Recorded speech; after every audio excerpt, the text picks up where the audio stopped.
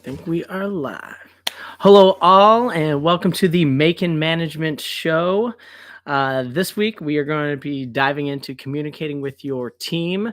And I know that sounds super broad and vague, but we're going to kind of dial into a couple key areas. But before we do that, I hope you're all having a great week so far. I want to thank everyone who has checked out the first show, New Beginnings, and anyone who liked, commented, subscribed. So thank you all. I appreciate that so much. Um, I've been real busy this week. I had a district manager, like kind of a multi-unit management seminar headed by our corporate office, and then the day after that, I had a real estate meeting. So kind of working towards learning some different things myself, and I love getting the opportunity to learn from the leaders of our brand and in the business space in general. And I think that all leaders and managers of all levels should have an appetite to learn. I just think that there's always something new to learn, and there's always a different perspective to have. So, and that, I mean, really, that brings me to why we're here and why you're here hanging out with me and watching, and to create a community of like-minded people that want to learn from one another.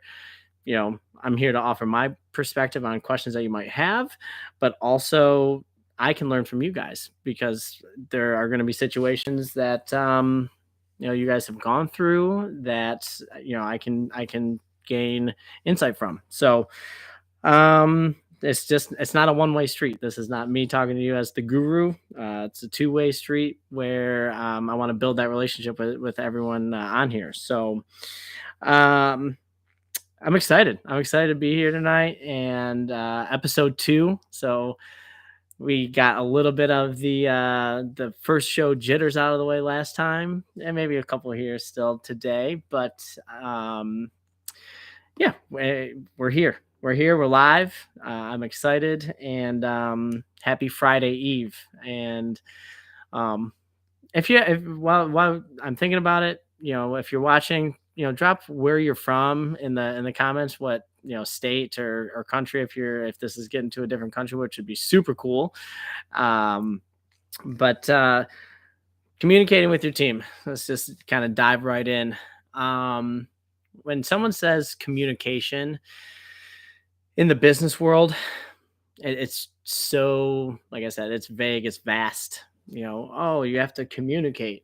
you know you can even talk about it in your relationships or your personal lives, but in some of the things that we'll talk about or that I'm going to talk about can be a little bit transferable to your personal life, but really specifically, how are you talking and how are you communicating with your team?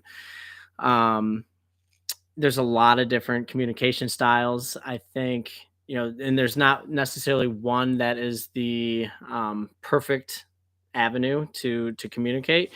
Um, and I think you have to be flexible and be able to tailor your communication to each individual team member, because ultimately everyone's different. And I think that when you're dealing with lots of different personalities, how people respond to what you're saying and communicating um, is going to be different. And you may have the same message for employee Joe, um, and you have the same message for Joe and employee Sarah over here. And but how you communicate that message to both of them is going to be a little bit different, because there's two different people. And I think, you know, I don't want to spoil the title, but honey versus vinegar. We're gonna get into that. It's one of my favorite sayings when dealing in communication and with the team members. So, um, and I think one of the just like I said, you may have something to say to both of them the same, but it's not necessarily what you say, and it's going to be how you say it. There's tone and there's volume and there's delivery, and sharpness in some regards. So, I think that you need to realize how you are communicating with those people is going to be really, really, really important. I got a live chat here from John. John says that was the hardest part of being a manager was learning how to communicate with each individual person. Yeah, John, I absolutely agree with that, and I think that a lot of people would share that same sentiment. Um, and ultimately, you need to have your own voice, and you are your own person. You have your own personality, but you know being able to, as a leader and a manager, being able to be flexible and adaptive to your team that you're leading. So thank you so much for the chat. I really appreciate it. um I think one of the other things that's going to be important when you're communicating is obviously the content that you're saying. Be, whether it's needing to talking to someone about a performance review, or if it is needing to reprimand someone. And how you reprimand is maybe that could be a whole different show. But in this instance, how are you going about that? And are you a yeller? Are you a screamer? You just kind of lose your cool off the get, which is never a good thing. Um, and ultimately, the way I kind of I think about it is kind of the golden rule, and treat others how you want to be treated. Well, I know personally that I don't want to be yelled at a bunch from people, um, from my bosses or whatnot, or coaches in some regard.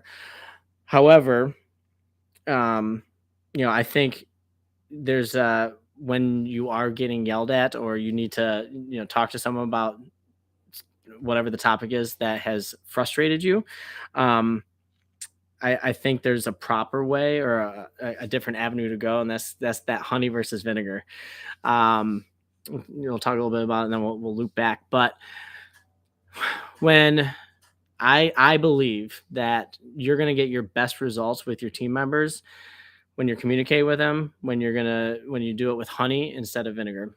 And what I mean by that is, when you come to them with a place of compassion and a place of empathy, for them and their role and their position and what they got going on, then I think that you're going to end up gaining more respect from them, and being able to kind of break through and get your point across better than if you just fly off the wall and just yell. um, and then that's where you can take the vinegar approach, and kind of lose your head, lose your cool, get super PO'd, and really, I told that employee, they were doing X, Y, and Z wrong, and I really told them. Okay, well, you feel real good about yourself, tough guy, tough girl. But you probably made that person and your team member feel like shit. And and ultimately, what good did it do? Are they going to walk on eggshells around you? Are they going to come to you afterwards when they need help? Are they going to be afraid to make a mistake? In a lot of our industries, you need people to be able to take a risk. You need to be people to think autonomously. And if you don't foster an environment of where it's okay to make a mistake, because you fly off the handle every time someone does, you're really going to set yourself up for not being successful as a leader or a manager. So I would definitely recommend really kind of checking yourself, and kind of look. It takes a little bit of self reflection as a leader or a manager to look at yourself in the mirror and say, okay, how did I handle the conversation today with Joe over here, who hasn't really been performing super well. Did I handle it right? And I think ultimately that self-reflection is good. um but and if there's something that really just makes you super super angry, one of my mentors, one of the things that he always said was, you need when something's like that and you get really really upset, you need to take 24 hours to decompress and really cool down a little bit before you have the conversation with that particular employee, because whatever you say in that moment is going to be bad. If you're that hot-headed at that moment, you need to remove yourself, and then from there, um kind of decompress, cool off, and then be able to think rationally and intellectually about the situation at hand and that particular employee and how to handle it. Not in that moment, all sorts of things could go wrong. Something could come out of your mouth that could get you in some trouble. So it's not that's just not a good thing. uh so yeah, that would gets me all kind of worked up because I've been on both ends of that stick, and I've lost my cool, so I can say, um in my experience, it didn't make me feel good, and it didn't make the employee feel good. And so, I have been there, and it's taken a little bit of a lot of self reflection and a lot of time, and communicating with a lot of employees over the years to understand, um, it's just not the avenue, and I'd much rather go with honey versus vinegar. Um, every day of the week, honestly. And to piggyback off that, or to kind of move forward in through that, is when you are naturally kind of using a more honey approach, to your communication, that when you need to be stern, your team members will tend to, um, take a little bit more notice to that. Now, of course, there are always going to be situations that, uh, always going to be situations that, require some sternness, and difficult decisions, and honest conversations. Um, but when those times come, if you approach things with more empathy and compassion, honey, then you will, have a little bit more effective output when that sternness needs. John says, "Can I ask your opinion on something?" Of course, John. Anyone who is watching, if you have a question or you have a comment about what I am talking about, please go ahead and add it in there. Um, it's like I said, dialogue. You ask a question, I will answer it to the best of my ability or my opinion. Or if you just have a comment about what the subject matter I'm talking about is, feel free to just throw it in there. um that's what I'm really looking forward to the most. I think the community aspect and the dialogue that we can have is going to be the best part of this uh, project and this journey together. So as John's thinking and as he's typing, kind of keep talking about, communicating with your team. And I think and this is another, probably a whole, again, another topic and something that we can talk about. But when you are speaking to your team, are you speaking to them in a way that inspires? Um, and not every conversation, not every moment needs to be some profound, earth-shattering thing for that particular employee. But you know when you speak, are you speaking with confidence? Are you speaking, with kind of desire? Yeah, desire, and like a goal oriented. um and are you speaking to them with the idea that to motivate them to be able to take the next step, or whatever that might be? In the fast, the quick service industry that I'm in, food industry. Obviously we have a lot of young people that work in our stores, and I know that they might not, you know, that restaurant, they might not be a restaurant owner. Very likely will go off to college and study, and maybe be a doctor or a lawyer, or, whatever else they want to be. However, when you want to be able to make an impact on that person and while they're on your team, and I think you can do that through your communication with them on a daily basis. And I think that's really really important, and it's at the essence of who we are as managers and leaders. And you can really you can have a great impact on someone, just by how you talk to them. If for example, if you go in to work, and you've had a rough night with your kids, or with your spouse, and you go in and you kind of have that down attitude and that type of energy about you. And you have Joe over here who's been doing great, and he's, hey, hey Matt, how are you? And you're like, I'm fine. And and that employee, just in that I'm fine, or in that type of energy that you're exuding, is contagious. And I think it's super important to realize as managers and leaders that when you are talking and how you communicate, and when you walk through those doors, like, people are watching, and people are absolutely going to feed off of your energy, whether it's positive or negative, and specifically how you communicate with them.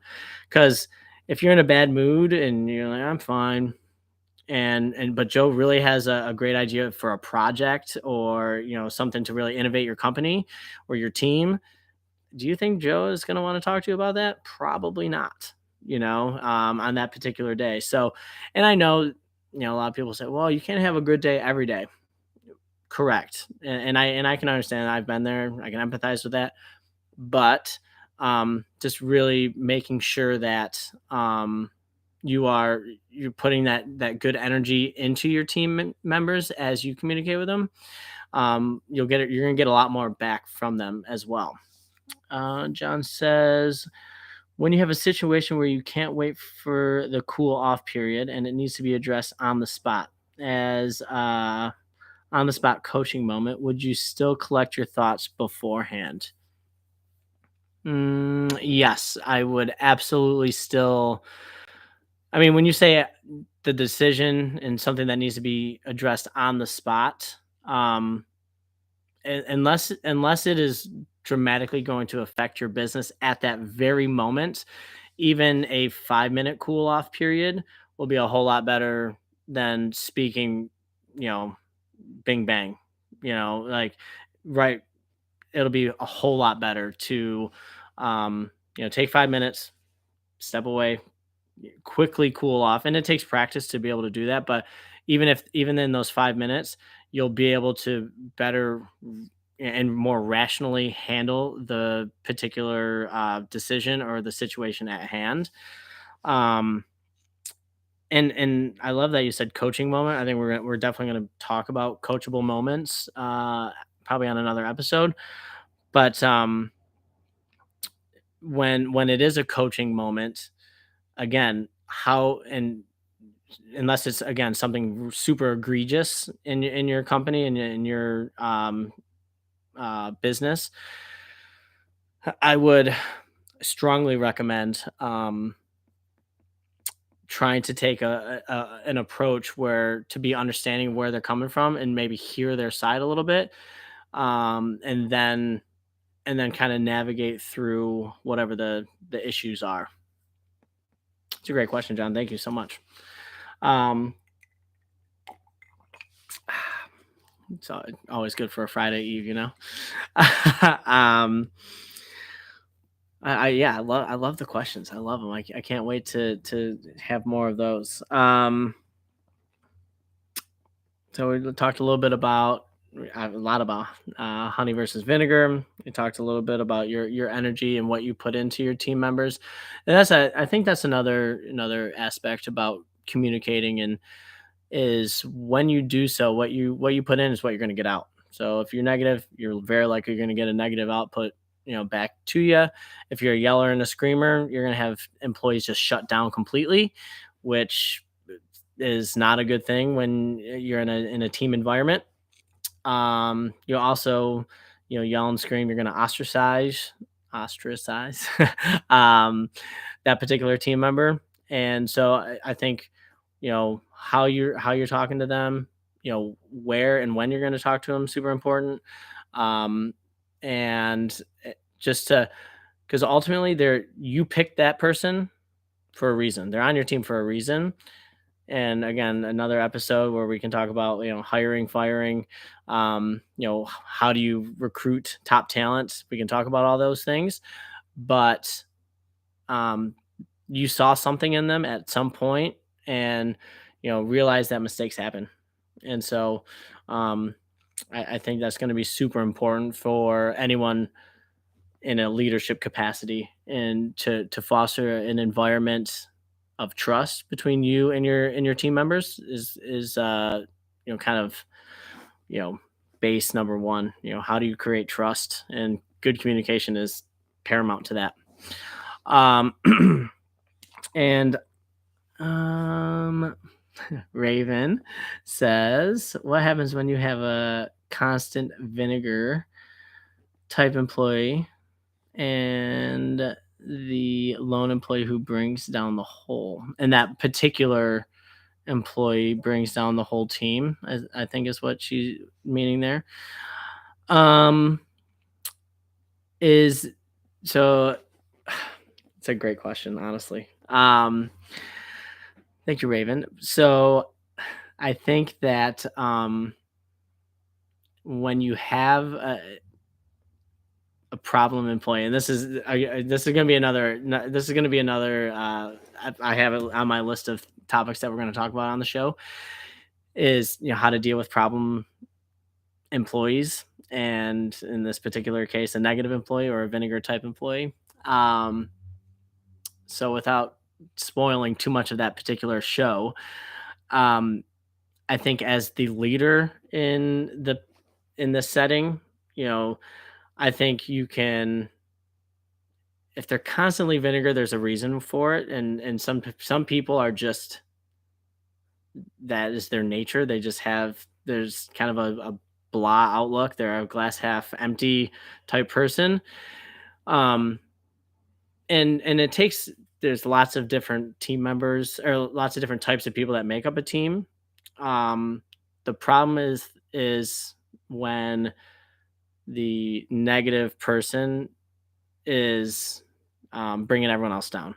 And then as the leader and a manager, you have to figure out, all right, is that vinegar employee, or is that person with that type of outlook worth keeping?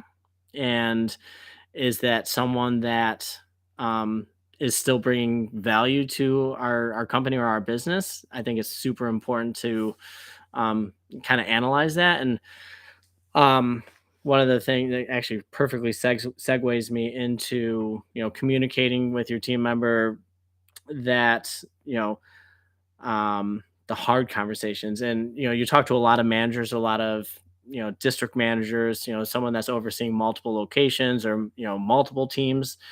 One of the things that they dislike the most about their roles are, having the tough conversations or the hard conversations. And this is just something I learned this week, honestly, and just a different perspective. So I want to share it with you as well. Is, instead of thinking of those conversations as difficult or hard to have with an employee, pardon me, just shift the mindset and think of it as, um, we need to have an honest conversation, because it's not necessarily the hard conversation. It's, let's have an honest conversation. And because if you know it, if honestly there's, someone that's underperforming or doing something that is not up to the company standards, then and they probably know. So it's more of like having an honest conversation. And again, when you have that honest conversation, how do you go about it? You don't necessarily need to go into the room kicking and screaming, but you approach them, um, and you do it in a setting that is not going to embarrass them.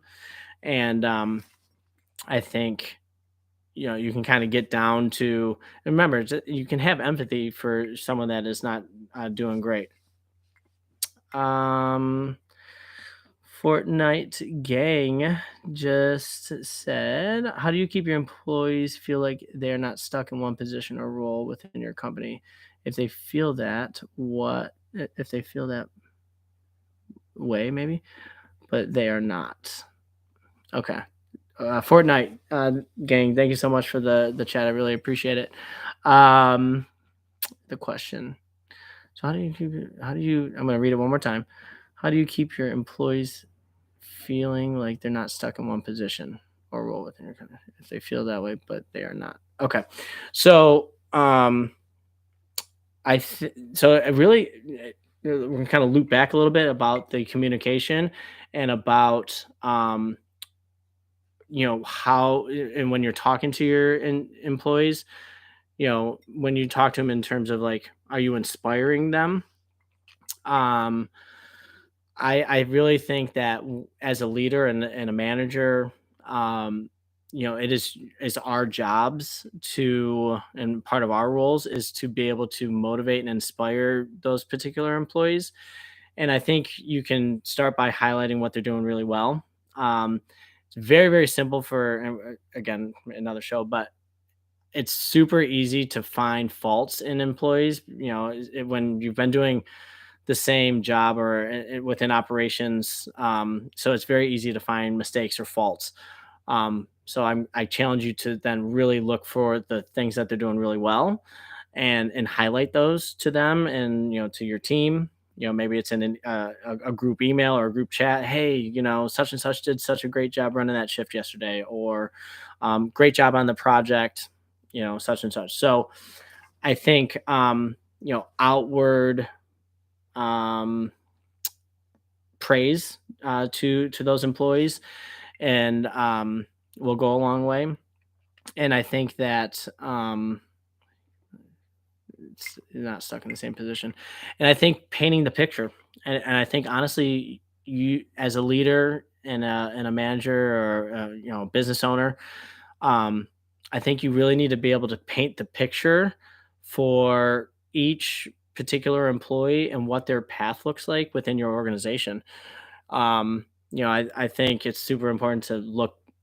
You kind of, so it takes a little bit of homework on your end, but kind of create a flow chart within your organization that says like, okay, you've got entry level employee, and then you can move up to, in our world it might be a shift leader, and then after that it might be an assistant manager, and then general manager, so on and so forth. So, and obviously in different industries, that company chart might look different, but I think if you can show them what the upward trajectory might look like, so you can show them, number one, and then number two, talk about what they need to do, and what they're doing well, but then what do you need to do to get to the next level?